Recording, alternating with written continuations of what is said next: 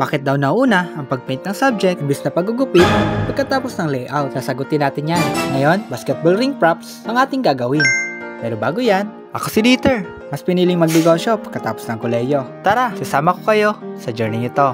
Diskarte series number 15. I-layout muna natin ang ating basketball ring. Nag-search lang ako sa online para sa ating guide. At ang sukat naman ng ating gagawin ay 24 by 27 inches. Inuna natin dito ang background na kulay puti at ang magiging outline sa mga gilid nito.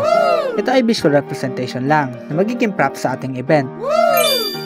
Kaya kahit 2D art ay pwede na o 2-dimensional art. Una natin iguguhit ang steel ring or solid rim at pati na rin ang polyester net. Orange lang ang ginamit nating kulay dito para matingkad tingnan. Pwede rin kayong gumamit ng ibang kulay tulad ng pula, asul o kulay puti. Ang bawat artist ay may iba-ibang strategy o technique sa paggawa ng kanilang mga obra. Ang iba ay ginugupit muna pagkatapos mag-layout bago magpintura para diretso na. At sa akin naman ay layout muna, tsaka magpipintura at huli na ang paggugupit.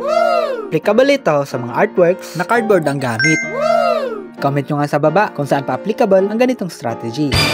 Naglagay na rin pala tayo ng edging sa ating ring. Pagkatapos patuyuing mabuti, ay pwede na natin itong gupitin.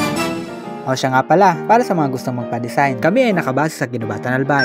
Kaya namin ma-accommodate ang mga piling lugar sa 2nd and 3rd District Albay. At may rental services din kami, tulad ng lamesa, upuan, utensils, at iba-iba pa. Mag-comment ka lang sa baba o mag-PM sa ating FB page. Narito na ang kasagutan. Sa ganitong paraan ay pwede ka pa mag-adjust. Hindi tulad pag nakat na ay dapat tugman-tugma na ang iyong ginawa.